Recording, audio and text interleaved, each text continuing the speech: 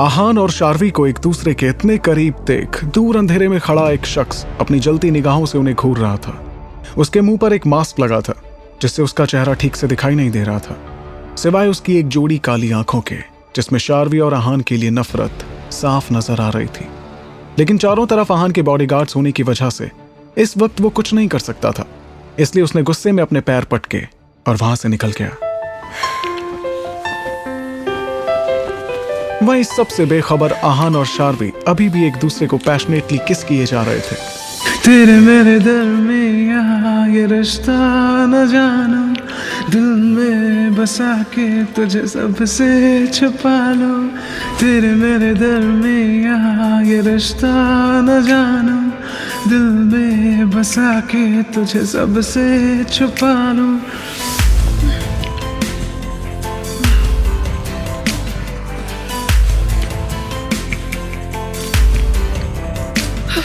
तहकते ये शोले हैं दिल के बुझा दे, मचलते दिलों की तू प्यास बुझा दे। शार्वी को जब सांस लेने में दिक्कत हुई तो वो आहान को खुद से दूर करने की कोशिश करने लगी। ये देखकर आहान ने धीरे से उसके होठों को छोड़ा, लेकिन उसे खुद से दूर नहीं किया और उसे बाहों में ही लिए उसके माथे से अपना माथा जोड़ लिया।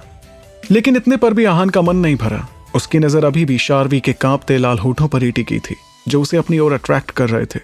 वहीं शार्वी अपनी आंखें बंद कर गहरी गहरी सांसें लेते हुए अपनी बेकाबू हुई धड़कनों को काबू करने में लगी थी कि आहान ने एक बार फिर हौले से उसके होठों को चूम लिया। ये देखकर शार्वी के चेहरे पर एक शर्मीली सी मुस्कान आ गई। उसने धीरे से आहान को पीछे की ओर धकेला और शर्माते हुए वहां से जाने के लिए पलट गई। लेकिन उसके दूर जाने से पहले ही आहान ने पीछे से उसके दुपट्टे को पकड़कर अपनी ओर खींच लिया, जिससे शार्वी लहराती हुई उसके सीने से जा लगी। आहान ने धीरे से अपनी चिन उसके कंधे पर टिकाई और अपने दोनों हाथ उसकी कमर के इर्द गिर्द लपेट दिए।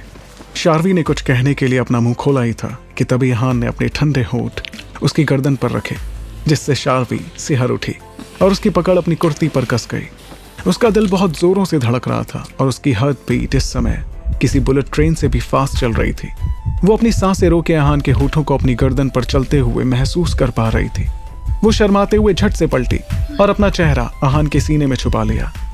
इस समय शार्वी को वो पल याद आ रहे थे जब वो पहली बार आहान के क्लोज आई थी, लेकिन उस समय वो नशे में थी और आज पूरे होशो हवास में। तहकते ये शोले हैं दिल के बुझा दे, मचलते दिलों की तू प्यास बुझा दे। तभी आहान ने अचानक से उसे अपनी गोदी में उठा लिया और शार्वी ने गिरने के डर से अपनी दोनों आंखें बंद कर ली और अपनी बाहें उसके गले में डाल दी। आहान एक बार फिर से शार्वी को किस करने लगा और शार्वी भी इस किस में उसका साथ देने लगी। कुछ ही देर में उसे ऐसा एहसास हुआ कि आहान ने उसे अपनी गोद से नीचे उतार दिया है, इसलिए उसने अपनी आंखें खोली और देखा कि वो इस वक्त जमीन पर बिछे एक चौकोर मैट्रेस पर बैठी हुई थी, जिस पर छोटे छोटे 2 पिलो रखे हुए थे और उसके चारों ओर कैंडल्स लैंप लगे थे। ये देखकर शार्वी थोड़ा नर्वस हो गई और वो हकलाते हुए बोली, सर ये सब। तभी आहान उसे बीच में ही चुप कराते हुए बोला, डोंट वरी, अभी मैं बस कुछ खास पल तुम्हारे साथ बिताना चाहता हूं, तुमसे बातें करते हुए और तुम्हें यूं ही देखते हुए। जल्दी मैं तुम्हें हमेशा हमेशा के लिए अपनी जिंदगी में शामिल कर लूंगा, ताकि मुझे तुमसे ज्यादा दिन दूर ना रहना पड़े। ये कहकर आहान शार्वी की गोद में अपना सिर रखकर लेट गया। वही आहान की बातें सुनकर शार्वी के चेहरे पर एक स्माइल आ गई, लेकिन फिर भी वो कुछ सोचते हुए बोली, पर सर क्या आपकी फैमिली वाले हमारे इस रिश्ते को मानेंगे? हम दोनों के स्टेटस में जमीन आसमान का फर्क है सर, क्या वो मुझे एक्सेप्ट करेंगे? ये सुनकर आहान के चेहरे के भाव बदल गए और वो थोड़ा गंभीर होते हुए बोला, मेरी जिंदगी से जुड़े फैसले लेने का हक सिर्फ और सिर्फ मुझे है। बाकी कोई क्या कहता है और क्या करता है इससे मुझे कोई फर्क नहीं पड़ता। वैसे भी फैमिली के नाम पर मेरे एक दादू हैं जो बहुत स्वीट है, या फिर एसआर मेरा छोटा भाई। वैसे कहने को मेरी एक माँ भी है, सौतेली माँ, लेकिन उन्हें मुझसे कोई मतलब नहीं। वो सिर्फ अपने मतलब के लिए जीती हैं। उन्होंने तो कभी एसआर को ही माँ का प्यार नहीं दिया। मैं तो फिर भी सौतेला था। और मेरे डैड, वो कुछ साल पहले ही हमें छोड़कर इस दुनिया से जा चुके हैं। इसलिए अब मेरी फैमिली और मेरी जिंदगी बस तुम हो। आहान ने शार्वी की हथेली को चूमते हुए कहा, तभी आहान के चेहरे पर शार्वी के आंसू की एक बूंद गिरी। ये देखकर आहान तुरंत उठकर बैठ गया और उसके चेहरे को अपने हाथों में भरते हुए बोला, हे शार्वी, क्या हुआ? तुम रो क्यों रही हो? क्या हुआ, बताओ मुझे।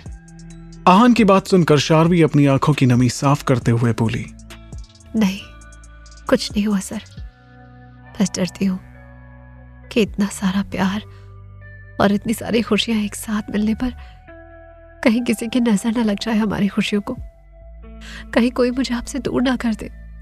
कोई तुम्हें मुझसे दूर नहीं कर सकता।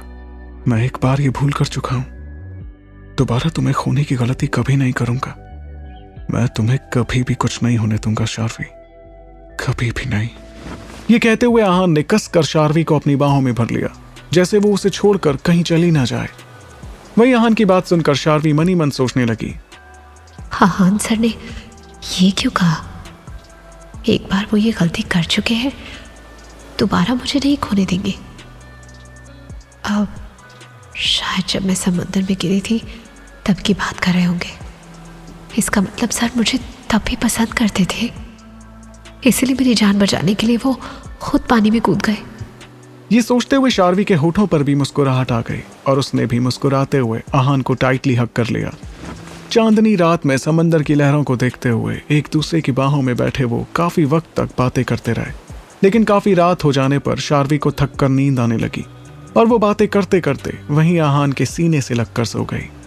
वहीं आहान की आंखों में दूर दूर तक नींद नहीं थी, वो अभी भी उसे अपनी बाहों में भरे एकटक निहारे जा रहा था। दूसरी तरफ एक बंद कमरे में मास्क लगाए एक शख्स गुस्से में तोड़फोड़ किए जा रहा था। उसकी आंखों के सामने बार बार वो नजारा आ रहा था जब आहान ने शार्वी को प्रपोज किया था, जिससे उसकी आंखें इस वक्त अंगार उगल रही थीं। उसने गुस्से में टेबल पर रखा फिश बोल उठाया और उसे जमीन पर पटक दिया। बॉल के जमीन पर गिरते ही वो चकनाचूर हो गया। उसके टुकड़े पूरे फर्श पर इधर उधर बिखर गए और फर्श पर पड़ी मछलियां भी तड़प तड़प कर धीरे धीरे अपना दम तोड़ने लगी। वो शख्स फर्श पर बिखरे कांच के टुकड़ों पर चलते हुए उन मछलियों के करीब आया और अपने पंजों के बल बैठकर उन तड़पती हुई मछलियों को देखते हुए बोला, बहुत बड़ी गलती की है तुमने उसे हाँ कहकर, बहुत बड़ी। उसने तुम्हारी राह में गुलाब बिछाए हैं ना, मैं तुम्हारी जिंदगी में कांटे बिछा दूंगा और फिर तुम भी ऐसे ही तड़पोगी जैसे ये मछलियां तड़प रही हैं, और ऐसे ही तड़प तड़प के तुम अपनी जान दे दोगी और तुम्हारी मौत से तड़पेगा वो आहान रॉय, और इस बार मैं उसे पूरी तरह बर्बाद कर दूंगा। इस जन्म में तुम दोनों कभी एक साथ नहीं रह पाओगे, मेरे जीते जी तो बिल्कुल नहीं। मैं तुम दोनों को ही मार डालूंगा तुम दोनों को ही, दोनों को मार डालूंगा। ये कहकर वो शख्स एक शैतानी हंसी हंसने लगा और आकर सोफे पर बैठ गया और फिर अपना फोन निकालते हुए बोला, सरप्राइज सरप्राइज सरप्राइज सरप्राइज तो तुम्हें बहुत मिल गए, क्यों ना अब एक शौक दे दिया जाए। आखिर तुम्हारा बर्थडे जो है शार्वी, तो एक गिफ्ट तो मेरी तरफ से भी बनता है ना। चलो तो तैयार हो जाओ अब अपने सरप्राइज सॉरी शॉकिंग गिफ्ट के लिए। ये कहते हुए उस शख्स ने अपने फोन से एक नंबर डायल किया और बोला, हेलो। इधर सुबह की पहली किरण जब शार्वी के चेहरे पर पड़ी तो उसने कसमसाते हुए धीरे से अपनी आंखें खोली। आंखें खोलते ही उसे अपने सामने आहान का हैंडसम फेस नजर आया, जो पहले से ही मुस्कुराते हुए उसकी ओर देख रहा था। ये देखकर शार्वी भी अपनी उन नींदी आंखों से मुस्कुराती। उसकी आंखों में अभी भी नींद की खुमारी थी। उसे ये सब कुछ एक खूबसूरत सपने जैसा लग रहा था। गुड मॉर्निंग जान, उठ गई तुम? आहान ने धीरे से उसके बालों को कान के पीछे किया और उसके माथे को चूम लिया। आहान के होठों का स्पर्श पाते ही शार्वी की बची कुची नींद भी उड़ गई और उसने झट से इधर उधर देखा तो वो लोग अभी भी बीच पर ही थे और वो इस वक्त आहान की बाहों में लेटी हुई थी। ये देखकर वो हड़बड़ाते हुए उठकर बैठ गई और थोड़ा घबराते हुए बोली, ओह गॉड, मैं कल रात यहीं पर सो गई, घर भी नहीं गई, और दादी मुझे ना देखकर कितनी परेशान हो रही होंगी। मैंने उन्हें भी कुछ नहीं बताया था। मेरा फोन कहाँ है? ये कहते हुए वो इधर उधर अपना फोन ढूंढने लगी। उसे इतनी टेंशन लेता देख आहान शार्वी के होठों पर अपनी उंगली रखते हुए बोला, रिलैक्स। मैंने पहले ही वानी को बोल दिया था कि वो तुम्हारी दादी को बोल दे कि आज तुम उसके साथ रुकने वाली हो। इसलिए तुम्हें ज्यादा टेंशन लेने की जरूरत नहीं है। तुम्हें नहीं लगता तुम्हें इस वक्त परेशान होने की जगह मुझे प्यार से मॉर्निंग विश करना चाहिए था? आहान ने शरारत से कहा तो शार्वी ने शर्माते हुए अपनी नजरें झुका ली। ये देखकर आहान ने मुस्कुराते हुए धीरे से उसके होठों को चूम लिया और फिर उसका हाथ पकड़कर उठते हुए बोला, सुबह हो गई है, चलो चलते हैं, और आज तुम मेरे साथ ऑफिस जाने वाली हो। आहान ने यह कहा ही था कि शार्वी थोड़ा परेशान होते हुए बोली, ऑफिस? पर मैं ऐसे कैसे? मुझे पहले घर जाना होगा ना। उसकी कोई जरूरत नहीं, चलो मेरे साथ। ये कहकर आहान उसका हाथ पकड़ते हुए अपनी गाड़ी की ओर ले गया। कुछ ही देर बाद वो बीच से काफी दूर आहान के फार्म हाउस पर थे, जो काफी बड़ा और खूबसूरत था। आहान शार्वी का हाथ पकड़कर अंदर आया और एक कमरे के पास लाकर प्यार से उसको देखते हुए बोला, अंदर तुम्हारी जरूरत का सारा सामान है, जाकर रेडी हो जाओ, फिर हम साथ में ब्रेकफास्ट करेंगे, ओके? शार्वी ने अपना सिर हाँ में हिलाया और अंदर चली गई। ये देखकर आहान भी पास ही बने एक दूसरे रूम में रेडी होने के लिए चला गया। वहीं शार्वी जब उस रूम में आई तो उसने देखा कि उसकी जरूरत की हर चीज उस रूम में मौजूद थी। ये देखकर शार्वी को थोड़ी हैरानी भी हो रही थी और थोड़ी खुशी भी। आहान उसके बारे में कितना ज्यादा सोचता है, कितनी केयर करता है उसकी।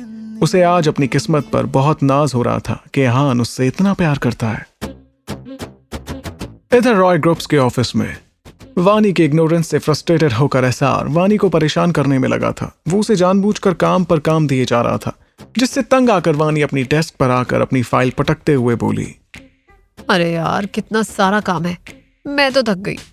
शार्वी महारानी के तो मजे हैं, वो तो आहान सर के साथ मजे से डेट एंजॉय कर रही होगी, और एक ये है जो मुझसे काम पर काम कराया जा रहा है। लगता है पूरे महीने का काम आज ही करा लेगा। उफ यार, मेरी लाइफ में क्यों नहीं है कोई आहान सर जैसा। गॉड ने एक बंदा लाइफ में भेजा, वो भी एक नंबर का ठरकी, जो कभी इस फूल तो कभी उस फूल पर मंडराता रहता है। ये किसी एक का होकर क्यों नहीं रहता भगवान जी। कितना रोमांटिक मोमेंट था यार, जब वो अपने हाथों से मुझे लंच करा रहा था। मैंने तो क्या क्या सपने देख लिए थे, काश कि वो। ये कहते कहते वानी रुक गई और फिर अपनी गर्दन को हिलाते हुए बोली, अरे यार, मैं भी क्यों सोच रही हूँ उस कैसनोवा के बारे में। नहीं वानी नहीं, तुझे बस अपने काम पर ध्यान देना है, फालतू कुछ नहीं सोचना। ये कहकर वो वापस से अपने काम में जुट गई। वहीं उसके ठीक पीछे खड़ा एसआर, जो काफी देर से वहां खड़ा उसकी सारी बातें सुन रहा था, वो अपने होठों पर एक इविल स्माइल लाते हुए बोला, ओह, तो मतलब इस खूंखार शेरनी के दिल में मेरे लिए फीलिंग्स हैं, इसलिए ये आजकल मुझे इग्नोर कर रही है। ग्रेट, अब आएगा मजा खूंखार शेरनी तुम्हारे साथ फ्लर्ट करने में। ओह माय गॉड, वानी, एसआर, वानी। ये कहते हुए वो चुपचाप वापस अपने केबिन में चला गया। वहीं सबसे बेखबर वानी फाइलों के बीच मुंह लटकाए बैठी थी कि तभी उसे बाहर से शार्वी आती हुई नजर आई, जो काफी खुश भी नजर आ रही थी। उसे देखते ही वानी फौरन उसकी ओर भागी और उसे बीच रास्ते में ही रोकते हुए बोली, शार्वी, तू आ गई। कैसी रही डेट? सर का सरप्राइज प्रपोजल कैसा था? क्या तूने उनसे अपने दिल की बात बोल दी? बस कर वानी, एक ही बार में कितने सवाल पूछेगी? मैं तुझे सब बताऊंगी, लेकिन अभी नहीं, लंच टाइम में। अभी पहले हमें अपना काम कर लेना चाहिए। वैसे भी देख, अभी सारा स्टाफ हमारी तरफ ही घूर रहा है, इस बारे में बाद में बात करेंगे। वानी ने एक सांस में ही उससे इतने सारे सवाल पूछ डाले। शार्वी ने धीरे से दूसरी ओर इशारा करते हुए कहा तो वानी ने एक नजर उधर डाली और फिर धीरे से शार्वी से बोली, हाँ वो सब तो ठीक है, लेकिन तू ये बता, तू इस वक्त ऑफिस में क्या कर रही है? वानी के सवाल पर शार्वी ने उसे नासमझी से देखा और बोली, इस वक्त मैं अगर ऑफिस में नहीं होंगी तो और कहाँ होंगी?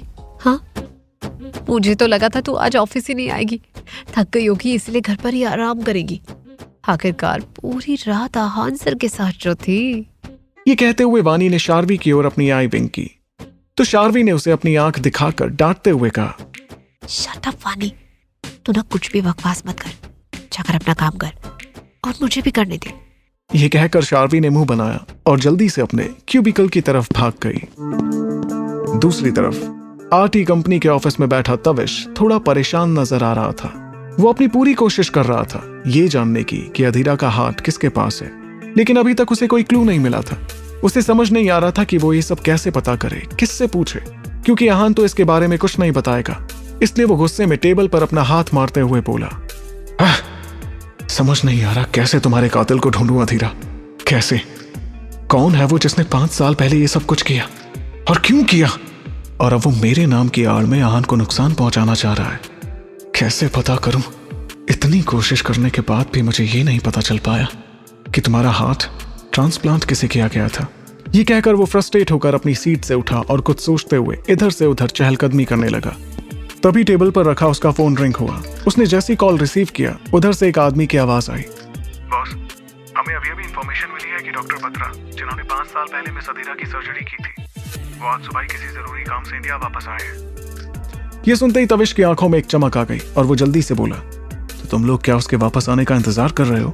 उसे अभी के अभी उठाकर मेरे फार्म हाउस पर लेकर आओ। और हाँ, ये काम इतनी सफाई से होना चाहिए कि इस बारे में किसी को भी कानो कान खबर ना लगे। समझे तुम? Okay boss. उस आदमी के कहते ही तविश ने तुरंत ही कॉल कट कर दिया और सोफे से अपना कोट उठाकर केबिन से बाहर निकल गया। कुछ देर बाद तविश की गाड़ी उसके फार्म हाउस पर आकर रुकी। वो तुरंत ही गाड़ी से उतरा और फार्म हाउस के अंदर चला गया। अंदर आते ही उसने एक आदमी से पूछा, कहाँ है वो? बॉस, उसको बेसमेंट में रखा है, काफी चिल्ला रहा है।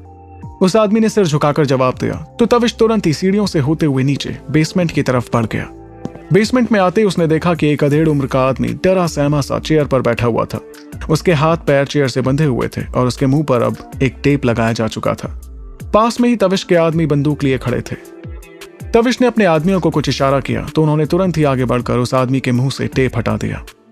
टेप के हटते ही वो आदमी डर से चिल्लाते हुए बोला, कौन हो तुम?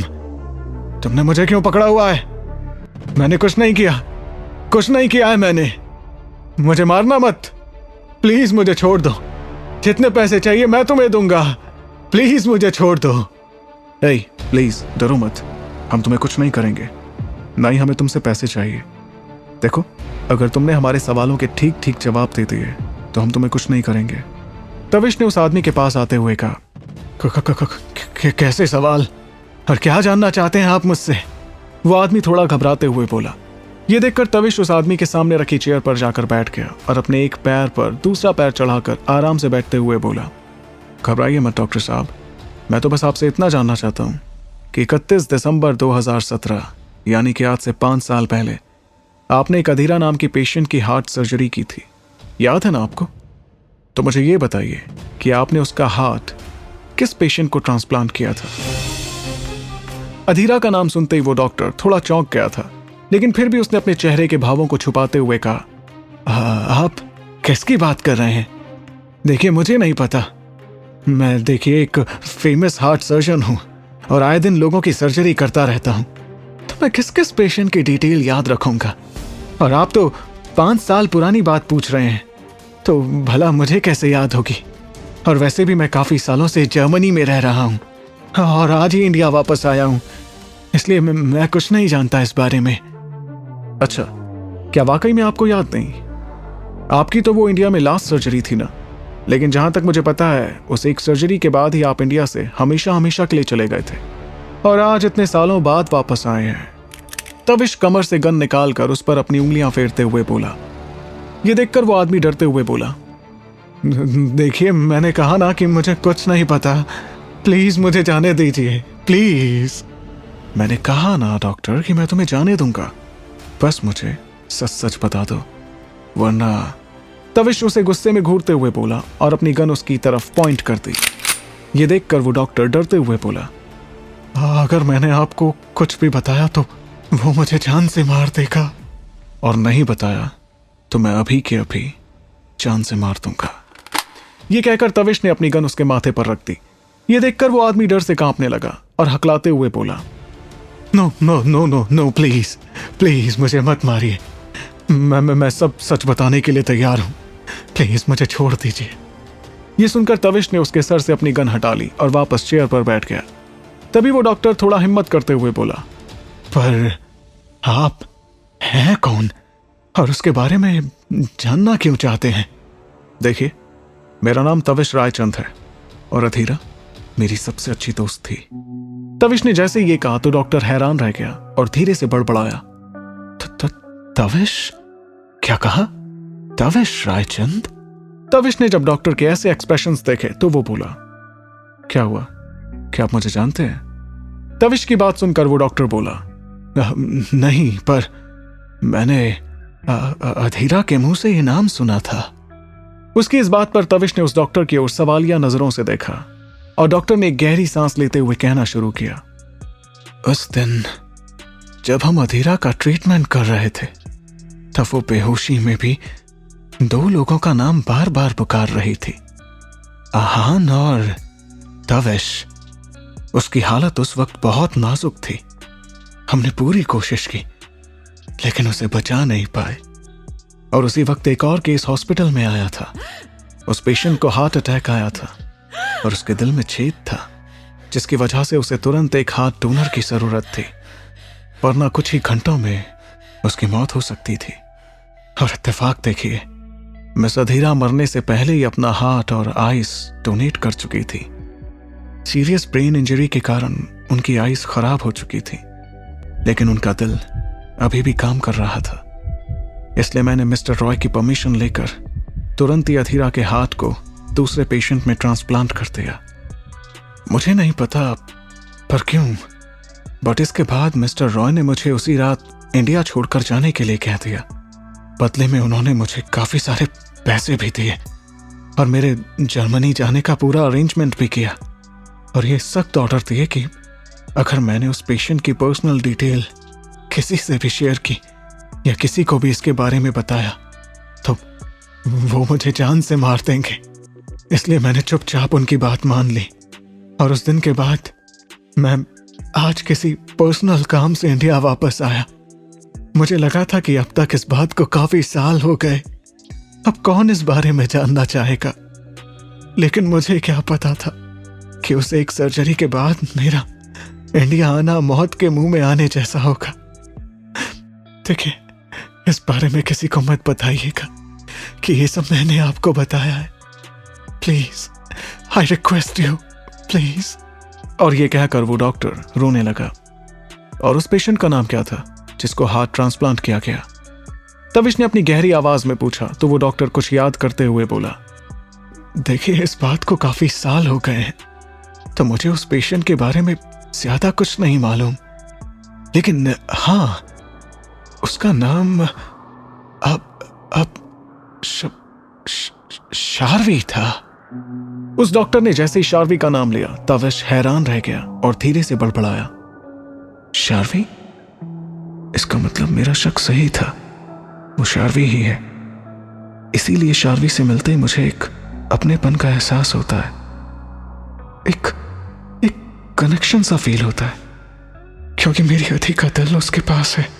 और शायद यही वजह है कि जो आहान अपनी अधीरा से जान से ज्यादा प्यार करता था, उसके लिए अपने बेस्ट फ्रेंड यानी मुझसे लड़ जाता था, उसने इतनी जल्दी अधीरा को भुलाकर मूव ऑन किया क्योंकि वो शार्वी में अधीरा को देखता है। इसका मतलब कहीं ना कहीं मेरी अधी आज भी जिंदा है। और ये कहकर वो अपने माथे पर हाथ रखा के बोला, ओह माय गॉड, मैंने पहले क्यों नहीं सोचा। ऑफ कोर्स ये बात आहान पहले से ही जानता था, इसीलिए वो शार्वी की इतनी केयर करता है, उसे प्रोटेक्ट करता है। लेकिन शायद कोई और भी है जो ये बात जानता है और इसीलिए वो शार्वी को नुकसान पहुंचाना चाहता है, क्योंकि अधी का हाथ उसके पास है। और हो ना हो, ये जरूर तुम्हारा ही कातिल है अधीरा। और मुझे अब इस तक जल्द से जल्द पहुंचना होगा, क्योंकि मैं अपनी दोस्त एक बार फिर से नहीं खोना चाहता। ये कहते कहते उसके चेहरे के भाव कठोर हो गए और वो अपने आदमियों को ऑर्डर देते हुए बोला, इन्हें जहां से उठाकर लाए थे सही सलामत वहीं वापस छोड़ाओ। और ये कहकर वो तुरंत ही वहां से बाहर निकल गया। इधर लंच ब्रेक होते ही वानी एक बार फिर शार्वी की डेस्क पर आ धमकी, चलना शार्वी, और कितनी देर लगाएगी? देख, अब तो सब लोग लंच के लिए भी चले गए। मेरा तो भूख के मारे हाल बेहाल हो रहा है। अच्छा, तो भूख के मारे बेहाल है या कल रात के बारे में जानने के लिए? शार्वी ने वानी को घूरते हुए कहा तो वानी ने अपने दांत दिखाते हुए कहा, दोनों के लिए अब चलना। अच्छा, मुझे बस 2 मिनट दे। ये बोलकर शार्वी अपने सामने रखे कंप्यूटर में कुछ करने लगी। वही वानी की नजर उसकी डेस्क पर रखे गिफ्ट्स पर पड़ी और वो बोली, शार्वी, तेरे सारे गिफ्ट्स यहीं पर रखे हुए हैं, तूने खोलकर नहीं देखे अभी तक? ये सुनकर शार्वी अपना कंप्यूटर बंद करते हुए बोली, नहीं यार, कल से टाइम ही नहीं मिला। ये कहकर वानी ने उसे जल्दी से गिफ्ट्स खोलने के लिए कहा और वो खुद भी उनमें से एक गिफ्ट को खोलने लगी। शार्वी ने उसे देखते हुए कहा, अब तुझे भूख नहीं लगी? तो वानी गिफ्ट्स खोलते हुए बोली, लगी है ना, लेकिन पहले मैं ये गिफ्ट्स देख लूं। ये देखकर शार्वी ने भी बाकी के गिफ्ट्स अनरैप करने शुरू कर दिए। तभी वानी की नजर एक बड़े से बॉक्स पर पड़ी जिस पर कोई नाम नहीं लिखा था। वानी वो गिफ्ट उलटते पलटते बोली और उसे शार्वी के हाथों में थमा दिया। शार्वी, ये देख, ये किसने दिया? इस पर तो किसी का नाम भी नहीं लिखा है। पता नहीं, खोलकर देखती हूँ। ये कहकर शार्वी ने वो गिफ्ट ओपन किया और जैसे ही शार्वी ने उसे देखा तो उसने एक जोरदार चीख के साथ उस गिफ्ट को जमीन पर फेंक दिया। क्या हुआ शार्वी? ये कहते हुए वानी की नजर भी जैसे ही उस गिफ्ट पर पड़ी तो वो भी जोरों से चिल्ला पड़ी। वही अपने केबिन से बाहर आते हुए आहान के कानों में जैसे ही शार्वी के चिल्लाने की आवाज पड़ी तो वो तुरंत भागकर शार्वी के पास आया। आहान को देखकर शार्वी तुरंत उसके गले से लग गई और उसके सीने में अपना चेहरा छुपा लिया। आहान ने महसूस किया कि शार्वी इस वक्त डर से कांप रही थी। ए शार्वी, डरो मत, मैं हूं ना, बताओ मुझे क्या हुआ। आहान ने उसका सिर सहलाते हुए पूछा तो शार्वी ने धीरे से अपनी उंगली जमीन पर पड़े उस गिफ्ट की तरफ करते हुए कहा, वो डॉल। शार्वी के इतना कहते ही आहान ने उस ओर देखा तो जमीन पर एक बड़ी सी डॉल उल्टी पड़ी हुई थी। आहान ने धीरे से शार्वी को खुद से अलग किया और वो डॉल उठाकर देखा तो उस डॉल की गर्दन बुरी तरीके से मरोड़ी हुई थी और उसके सीने को चाकुओं से गोदा हुआ था। उस डॉल के पूरे कपड़े और चेहरे पर भी खून लगा हुआ था। उसके साथ ही एक नोट उस पर चिपका हुआ था जिस पर लिखा था, तुम्हारे आखिरी जन्मदिन का आखिरी तोहफा, जल्द ही तुम्हारा हश्र भी इस डॉल की तरह ही होगा। ये देखते ही आहान का खून खौल उठा और उसने कसकर उस नोट को अपनी मुट्ठी में भींच लिया। तो आखिर कौन है ये शख्स जो हाथ धोकर शार्वी और आहान के पीछे पड़ चुका है? और क्या सच में अब एहसार वानी के साथ फ्लर्ट करेगा या फिर उसे सच में वानी के साथ प्यार हो जाएगा? ये जानने के लिए सुनते रहिए the one and only RJ Rivansh के साथ तू जान है। और अगर आपने अभी तक मेरे चैनल को सब्सक्राइब नहीं किया है तो कहानी से जुड़े अपडेट्स पाने के लिए अभी मेरे चैनल रिवांश को सब्सक्राइब कीजिए, वीडियो को शेयर कीजिए, थैंक्स बटन को प्रेस कर मुझे सपोर्ट करना बिल्कुल मत भूलिए। हंसते रहिए, मुस्कुराते रहिए और सुनते रहिए तू जान है रिवांश के साथ।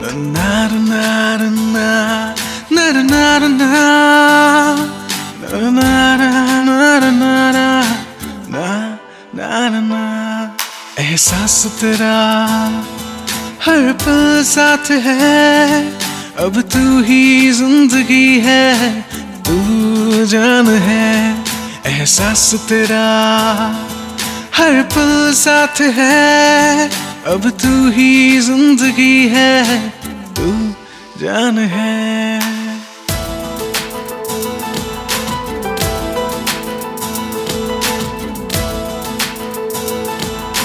तू जान है।